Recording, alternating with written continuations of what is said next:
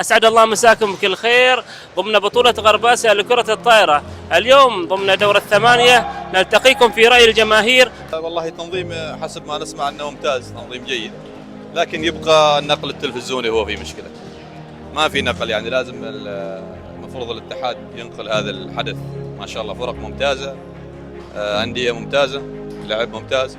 يبقى شوية نادي الصحار يباله يعني اللاعبين الناشئين كلهم وأعمارهم صغيرة، يعني إن شاء الله البطولة القادمة بيأدوا أكثر. الحمد لله مستوى ما شاء الله جميل ومرتب، وشاهدنا مباريات صراحة جميلة، وحلو نستضيف مثل هذه الأحداث تشوف هذا المستوى من اللاعبين.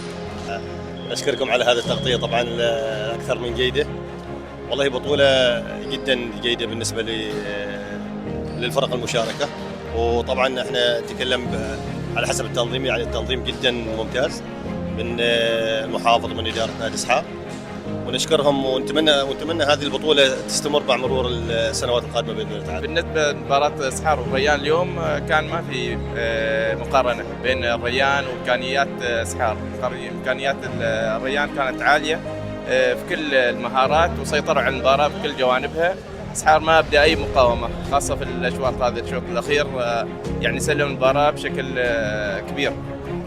نتمنى للصحار في المباراة القادمة إن شاء الله التوفيق، مباراة تحديد المراكز القادمة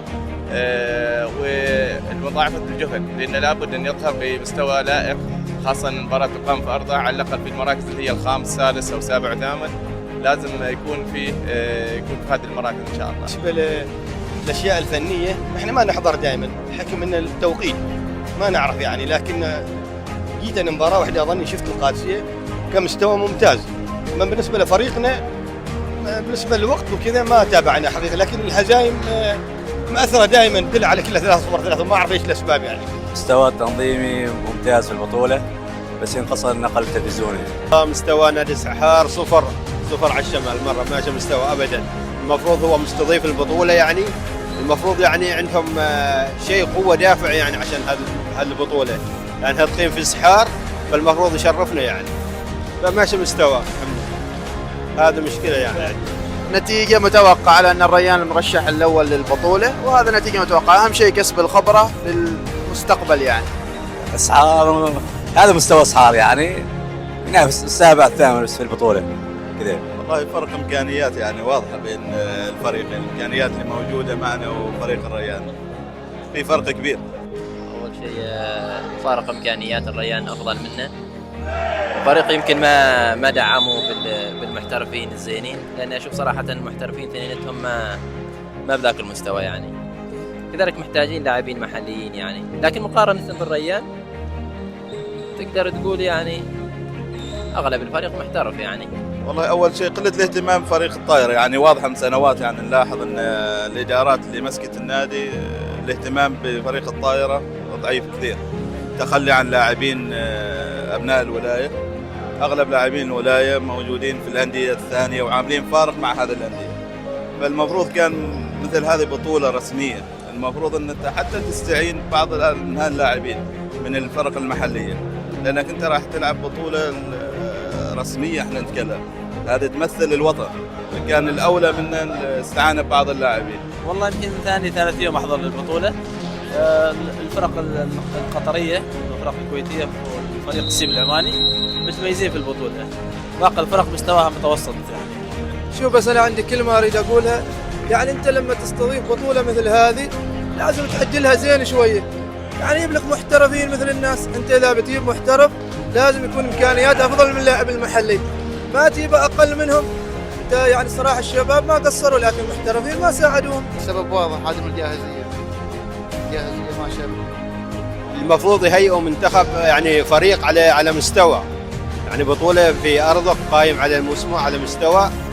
المفروض يعني وش أقول لك يعني ماشي صفر على الشمال. ما بغض النظر عن مستوى الريان واي اي نادي احنا نحترم الجميع، لكن انت ما عدت الاعداد الصح للبطوله صراحه. يعني المحترفين ما قدموا اي شيء يذكر، وبعد انت ممكن توفر.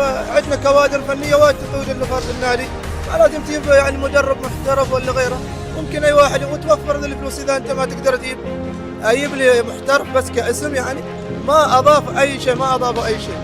شوف انت، شوف ماجد كيف لما يكبس، وشوف المحترف ما في اي يعني ما جاهز بدنيا اصلا. انت يعني ضيعت فلوسك على الفاضي. بتجيب محترف جيبه اضافه قويه او لا تجيب من اساس يعني.